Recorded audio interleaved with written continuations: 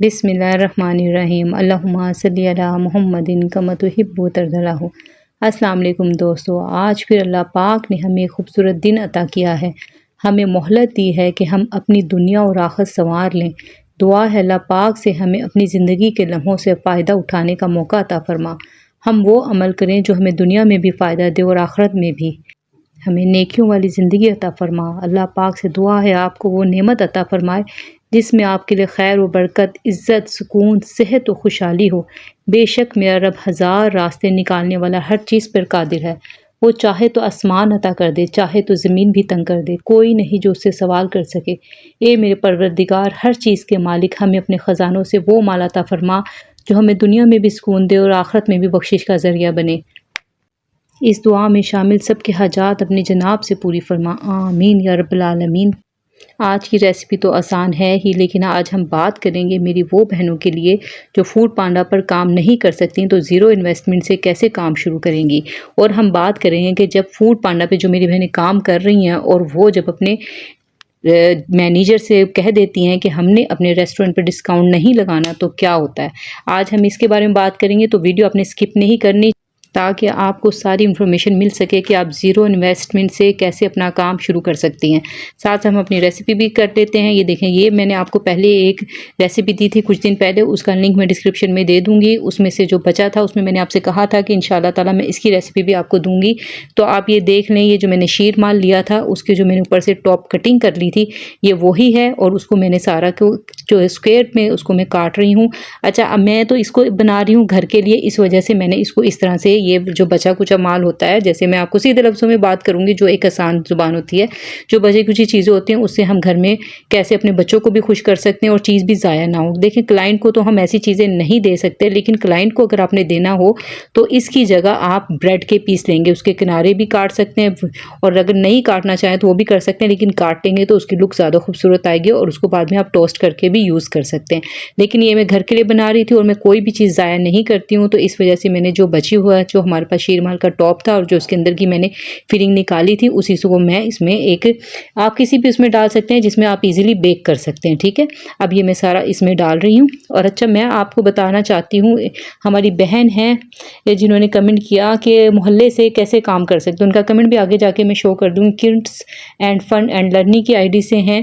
तो मेरी बहनों, मैं आपको बताना चाहती हूँ कि देखें, अगर आप फूड पांडा पे इन्वेस्ट नहीं करना चाहती, क्योंकि फूड पांडा पे अक्सर मैंने जैसे आपको पिछली वीडियो में बताया था कि अगर आपका एरिया ऐसा नहीं है कि जहाँ पे आपके ऑर्डर्स आ सकें, तो आपको कोई फ़ायदा नहीं होगा, क्योंकि आप जो फूड पांडा का जो आपको एरिया देता है ना, वो आपके इर्द गिर्द का तकरीबन 4-5 किलोमीटर के नज़दीक का ही एरिया होता है। ज़्यादा दूर से आपको ऑर्डर नहीं आता है, क्योंकि हर जगह पे हमारी बहनें फूड पांडा पे काम कर रही हैं, तो वो ऑर्डर्स उनको मिलते हैं।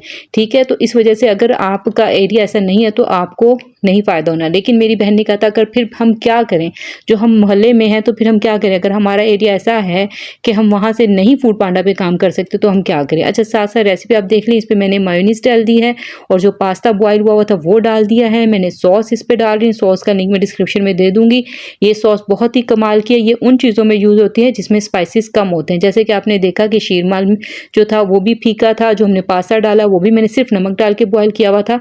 तो ये सॉस उन चीज़ों में ज़्यादा यूज़ होती है जिसमें पहले से स्पाइसेस नहीं होते। इसका लिंक मैं दूँगी, आप ज़्यादा सारी घर में बना के रख सकते हैं। अच्छा, तो फिर आप क्या करेंगे, देखें, अगर आपके आजकल जो है स्कूल, छोटे-छोटे स्कूल जो होते हैं वो, और एकेडमीज़ हैं, वो बहुत हर मोहल्ले में है वो। उसके लिए आपको ये नहीं हम कह सकते कि इस मोहल्ले में ये नहीं है, उसमें नहीं है, वो सभी मोहल्लों में होती है। तो आप क्या कर सकते हैं, देखें, स्कूल की कैंटीन अगर आप चाहते हैं ज़ीरो इन्वेस्टमेंट से करना, तो कैंटीन का जो होता है ना, वो कॉन्ट्रैक्ट मिलता है, यानी कि उसका ठेका मिलता है, उसमें आपको पैसे लगाने पड़ते हैं।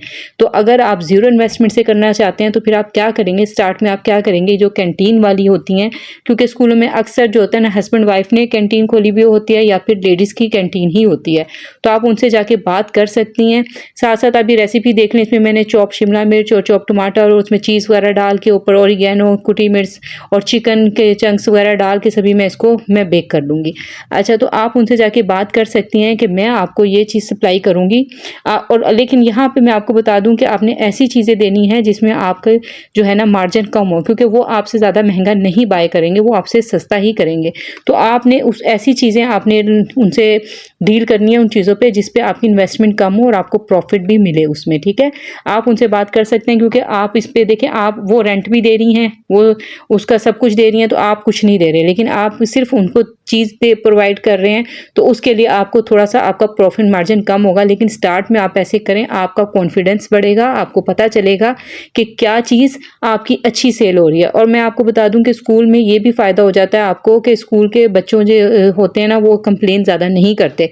अगर आप नया नया काम शुरू कर रहे हैं तो यहाँ से कर सकती हैं अपने तजर्बे के लिए।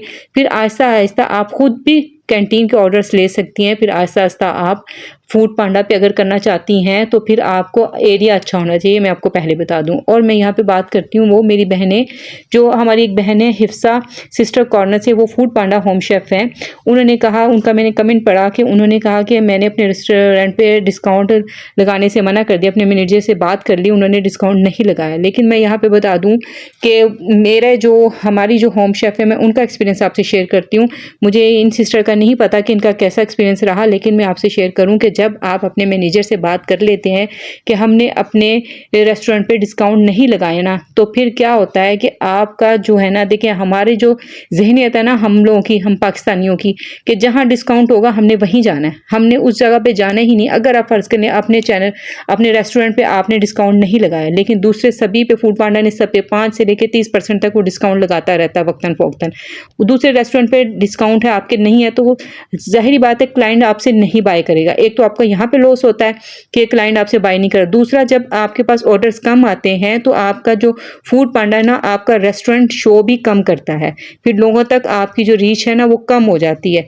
तो इसलिए अगर आप चाहते हैं कि आपकी जो है सेल में फ़र्क ना पड़े तो आप डिस्काउंट लगने दें, लेकिन आप उस वक्त पे आप क्या करें, आप उन चीज़ों को अवेलेबल कर दें जिस पे आपका कम आपका आ रहा है, मार्जिन कम है। आप अपनी डिशेस जो है ना वो चेंज कर दें, लेकिन आप डिस्काउंट लगाने दें। इससे आपके रेस्टोरेंट पे बहुत ज़्यादा बैड आता है, बहुत बुरा असर पड़ता है।